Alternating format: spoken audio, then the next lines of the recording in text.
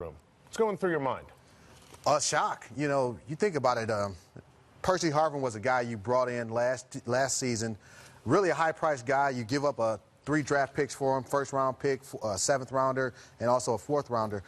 When you look at that and you see that he was traded in the season at week 6, going into week 7, and as late as he was, you know, on a Friday, you're getting ready to go to the airport and you find out that they've traded this guy. So some of those guys on the team, Marshawn Lynch, Cliff Averill, they voiced their displeasure with him being traded because they were upset about that. And as a teammate, you know, you look at it, and regardless of what's happened, because let's not take this for granted. Teammates fight. It happens in the locker room.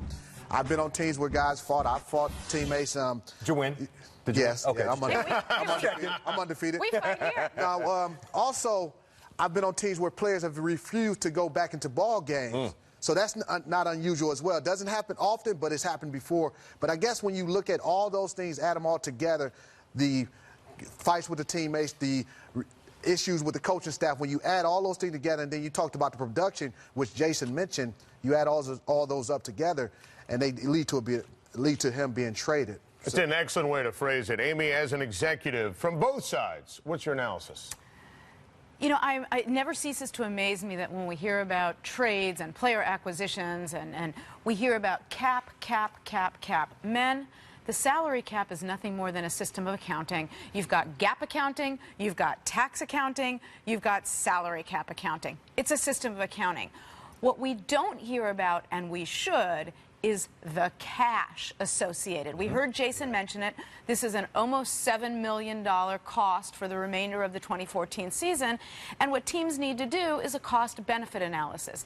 Is this the best use of the Jets' money? People might argue, well, sure, if he can pay offense and corner, it's a good use of the money. Good line, Amy. But, maybe all line. You know, at the end of the day, is this the best use of that money? Because let me tell you something. No matter how much money you think teams have, $7 million is a lot of money. Okay, now with that said, BT, your take from a Jets perspective. I'll tell you what, this was a perplexing Friday. I get a text on the golf course on Friday, and I've seen, and you and I living here, growing up here, we've seen a lot of weird things with the Jets. My first reaction, I probably had about 2 or 3 different theories, but they all seem to negate one another. I was flooded with these thoughts, some good, some completely baffled. Here's what it comes down to, as I really sort through it, I think 2 things are at play here, and Jason's right.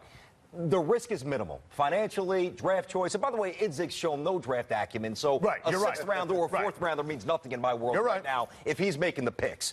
But this is Idzik's way of warming up to the owner, Woody Johnson, because quite frankly, John Idzik has been a poor GM. Period. It's indisputable.